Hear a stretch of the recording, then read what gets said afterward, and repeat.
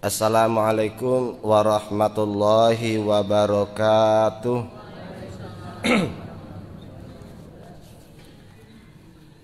Bismillahirrahmanirrahim. Alhamdulillahi rabbil alamin. Allahumma sholli ala Muhammad. Qala Allahu ta'ala fil Qur'anil Karim. A'udzu billahi minasyaitonir rajim. Bismillahirrahmanirrahim. Yastaftunaka qulillah yuftikum fil makalalah inimru'um halaka laisa lahu walad walahu ukhtu falaha nis ma tarak. Sadaqallahul azim. Bapak-bapak dan ibu-ibu jemaah subuh Masjid Al-Jihad Muhammadiyah rahimakumullah. Pertama sekali syukur alhamdulillah sama-sama kita panjatkan kehadirat Allah. Sampai subuh ini kita masih diberikannya kesehatan, kesempatan, walaupun suaranya agak serak-serak basah. Entah perubahan cuaca, entah pengaruh makanan, atau mungkin pengaruh umur. Ya. Shalawat dan salam sama-sama kita mohon kepada Allah, kiranya selalu dicurahkan buat Nabi besar Muhammad sallallahu alaihi wasallam. Bapak Ibu yang kami hormati, pada pagi ini kita lanjutkan pembahasan kita tentang fikih muamalah. Pada subuh ini kita membaca surat An-Nisa ayat 178. Maaf, An-Nisa 176. Terjemahannya, mereka minta fatwa kepadamu hai Muhammad tentang kalalah. Katakanlah, Allah memberi fatwa, jika seseorang meninggal dunia tidak mempunyai anak dan saudara perempuan, maka bagi saudaranya yang perempuan 1/2 dari harta yang ditinggalkan. Quran surat An-Nisa ayat 176. Bapak-bapak, ibu-ibu yang kami hormati, Allah mentakdirkan kita paling tidak ada 7 sumber rezeki yang diberikan Allah kepada kita. Yang pertama melalui pertanian, berburu, pertambangan, menjadi karyawan, kemudian berdagang, kemudian bisa melalui kompensasi ganti rugi. Yang ke-7 adalah melalui waris. Yang ke-8 bagi ibu-ibu melalui mahar ya. Nah, jadi mahar itu merupakan rezeki baru bagi ibu-ibu ya. Semakin besar maharnya semakin rezeki baru ibu-ibu. Makanya dianjurkan Pak, kalau dapet mahar itu lebih besar daripada biaya pernikahan. Ya.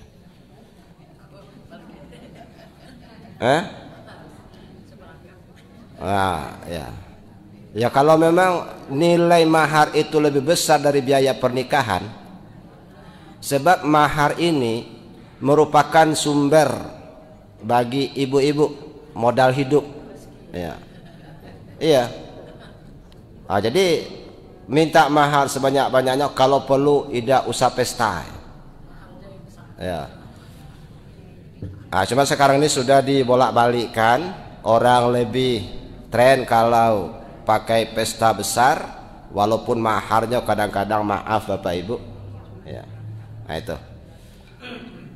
Nah, di dalam ayat ini Bapak Ibu kami akan mencoba membaca masalah anggota keluarga yang bukan ahli waris. Nah, ini gak apa nih Bapak ya. Kalau atau singgung kelak, mudah-mudahan kita bisa menyadarinya. Anggota keluarga yang tidak termasuk ahli waris.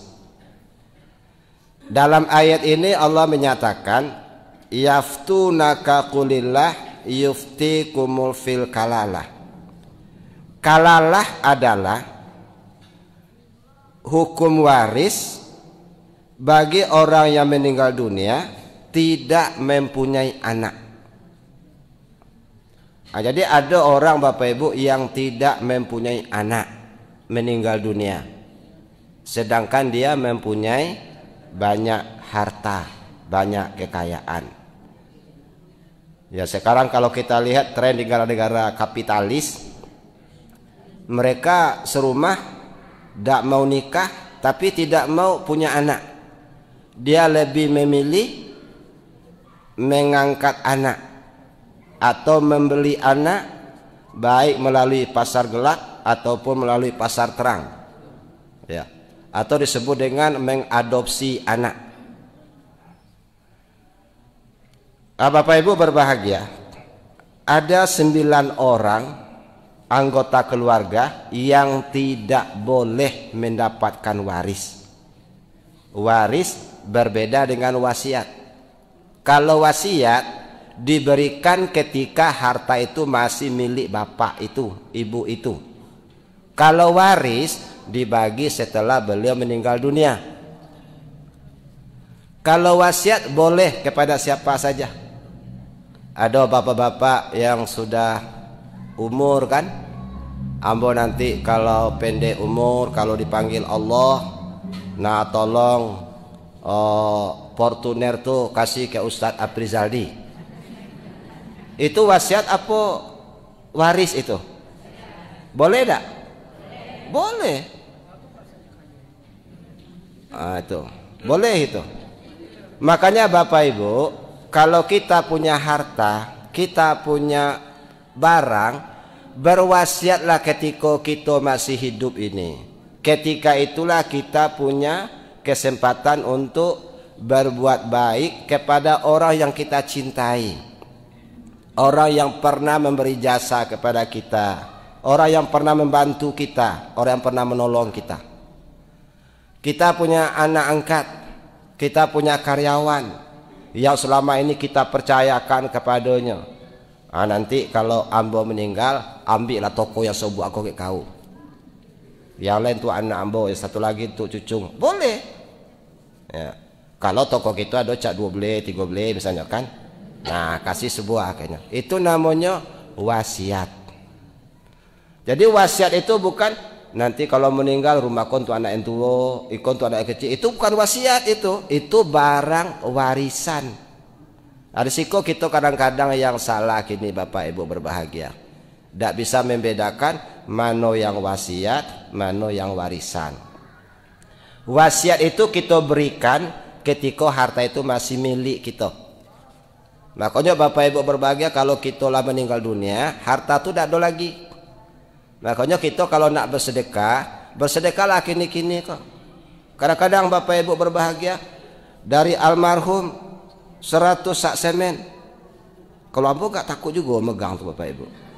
Tapi kalau dari keluarga almarhum, tidak apa-apa Bapak Ibu berbahagia. Itulah kira-kira Bapak Ibu berbahagia. Kadang-kadang kita mungkin dari segi niat kita tuh baik. Tapi niat baik saja tidak cukup Bapak Ibu. Niat dan ibadah praktek itu harus sinkron. Jadi Bapak Ibu berbahagia, anggota keluarga yang bukan ahli waris, ada beberapa anggota keluarga dekat yang tidak mendapatkan arti waris, tetapi dia boleh mendapatkan wasiat. Maka kalau Bapak Ibu memiliki orang-orang ini, kalau kita punya kemampuan, berwasiatlah kepada beliau sebelum kita meninggal dunia. Cuman wasiat tuh kini Bapak Ibu berbahagia, tidak cukup wasiat je kini tuh. Harus ada hitam di atas putih. Ya, kami kini ada menangani Bapak Ibu barang wasiat yang kami pegang. Kemarin kami sudah konsultasi ke BPN, bagaimana cara mengalihkan nama, sedangkan beliau tidak punya ahli waris. Nah, kata BPN, Bapak harus pergi ke pengadilan agama. Nanti di situ disidangkan kepada siapa benda ini akan diberikan. Nah, kami mungkin Senin atau Selasa mau sidang, Bapak Ibu berbahagia. Ya, tolong doakan. Nah, itu Bapak Ibu berbahagia. Kalau dulu cukup, Pak. Kalau dulu cukup, saya berikan ini kepada kamu, kita dengar jelas, dia sadar, kita sadar, sah. Tapi kalau kini harus dilengkapi dengan dokumen, ya, untuk lebih memperkuat, untuk lebih memperkokoh sebagai bangsa yang taat hukum. Nah, itu. Ada beberapa anggota keluarga yang tidak boleh mendapatkan harta waris atau tidak termasuk ahli waris. Yang pertama, anak angkat. Apa yang dikatakan anak angkat? Anak angkat adalah anak yang hak didiknya dari lingkungan keluarga orang tua, wali yang sah, atau orang yang bertanggung jawab atas perawatan pendidikan dan membesarkan anak tersebut dialihkan kepada orang tua angkat yang bukan orang tuanya. Jadi hak-hak anak itu dialihkan dari yang seharusnya mendidik anak ini kepada orang tua angkat. Nah, kita mungkin tahu itu siapa orang tua angkat. Ya. Mengangkat anak atau kebiasaan mengadopsi itu sudah tradisi sejak zaman jauh sebelum Islam. Bahkan Nabi Muhammad, Bapak Ibu berbahagia, pernah mengangkat anak yang bernama Zaid bin Harithah. Zaid ini diambil Nabi di pasar. Ada los di pasar tuh tempat jual orang. Iko los ikan, los ayam, los buah-buahan. Ada pula los jual orang, Pak. Ya. Tapi orang ini tidak lari, Pak, tidak lari. So, maklumlah kita Bapak Ibu, orang yang diperjualbelikan itu orang yang memang tidak punya pilihan. Kalau model Bapak Ibu, kok tidak diperjualbelikan? Kalau cerdik kalau kan. Nah, ngapa orang tuh kok tidak lari? Mereka tidak punya pikiran untuk lari itu, Pak. Ya, mereka tidak punya pilihan untuk lari. Makanya mereka itu pindah dari satu tangan pada tangan yang lain. Namanya Zaid, ya, diambil oleh Nabi sebagai anak angkat. Tiba di rumah, Nabi sangat sayang dengan anak ini. Memang anak ini dari keluarga yang tidak berada, tapi anak ini termasuk cerdas. Ya, dia cerdas. Kadang-kadang kita Pak ya, kalau kecerdasan tidak kalah ke kawan, cuman nasib beda. Jadi itu kadang-kadang Bapak Ibu berbahagia. Yang selama kau sering kita nasihati, nah sekarang kita jadi atasan kita. Itu namanya nasib. Nah itulah. Nah, jadi Bapak Ibu berbahagia, Rasulullah sampai mengangkat Zaid ini, saking sayangnya Nabi kepada beliau, diberilah Zaid ini dengan nama Zaid bin Muhammad. Itu lama Bapak Ibu. Ya. Kemudian turun surat Al-Ahzab ayat 4. Wa ma ja'ala ud'iyaakum aina akum zalikum qaulukum fi afwahikum. Allah tidak menjadikan anak angkatmu sebagai anak kandungmu. Yang demikian itu hanyalah perkataan di mulutmu. Artinya anak angkat itu bukan anak kamu. Dia adalah tetap anak orang lain. Artinya anak angkat ini kalau bukan anak kita, berarti dia tidak termasuk salah seorang ahli waris. Anak angkat ini Bapak Ibu berbahagia, berkemungkinan berasal dari 3 faktor. Ya. Yang pertama, mungkin ada anak angkat ini yang bapaknya diketahui, tahu bapaknya. Bahkan dari dalam kandungan kita sudah membiayai hidupnya. Boleh Bapak Ibu ya, karena keluarganya itu sangat sulit. Kita perlu juga punya anak momongan, kebetulan kita tidak punya keturunan, atau kita anak kita banyak tapi kita senang bantu seperti itu, boleh. Ya. Seperti kami juga anak angkat Bapak Ibu. Bapak angkat kami itu 7 anaknya. Jadi 8 kayak kami. Jadi kami termasuk anak angkat, ya. Sampai sejak dari umur kanak-kanak. Jadi kalau bapaknya diketahui, tahu kita bapaknya, ud'uhum li abaihim huwa aqsatu indallah. Kalau diketahui bapaknya, panggillah anak-anak itu dengan memakai nama bapak-bapak mereka. Jadi kalau bapaknya tahu, anak ini wajib dinasabkan kepada bapaknya. Jangan kita memisahkan dia dengan bapaknya, apapun alasannya. Kau kalau sudah beli dari kamu dalam kandungan, sudah saya beli, sudah saya kasih uang, sudah saya kasih susu, sudah saya pelihara, tidak ada cerita yang pokok bin kamu tuh bin ambo. Dilarang oleh Allah di dalam surat Al-Ahzab ayat 5. Panggillah anak-anak angkatmu itu dengan memakai nama bapak-bapak mereka. Jelas Bu ya? Kok diam kalau tidak jelas? Ya, jelas Pak ya. Yang kedua, kalau bapak mereka tidak diketahui, fa illam ta'lamu aba'ahum fa ikhwanukum fid dini wa mawalikum. Jika kamu tidak mengetahui bapaknya, panggillah mereka sebagai saudaramu seagama atau maula-maulamu. Jadi kalau kita tidak tahu siapa bapaknya, panggillah dia sebagai saudara atau maula. Nah, maula ini Bapak Ibu artinya tuan besar atau permaisuri. Jadi diangkat nama orang kok, walaupun tidak tahu bapaknya, tidak tahu maknya, kita sebagai sesama muslim masih wajib memuliakannya. Dia tidak salah. Dia adalah manusia biasa. Yang salah mungkin bapaknya. Biasanya Bapak Ibu, kalau anak ini tidak tahu bapaknya, itu biasanya dipengaruhi oleh maknya. Kalaupun anak ini dibuang, biasanya yang membuang maknya. Ada bapaknya membuang anak? Ada 3% cuman, tapi 97% maknya yang buang. Nah, jadi panggil dengan maula-maula. Contoh Bapak Ibu, maula ini ya. Apa itu maula? Tuan besar. Jadi diselipkan di namanya tuh. Misalnya bisa dikasih pangkal maula di pangkalnya. Maula Al-Kasha kalau cewek kan. Mungkin Maulana Ibrahim, tidak tahu ke saya kan. Ya, saya mungkin Maulana Ibrahim ini ya itu maula itu artinya tuan besar. Atau bisa nama maula itu di tengah-tengah. Nahiyatul Maulasari. Kalau kita terdengar nama Iko mungkin anak Iko tidak tahu bapaknya. Pernah Ibu dengar macam itu?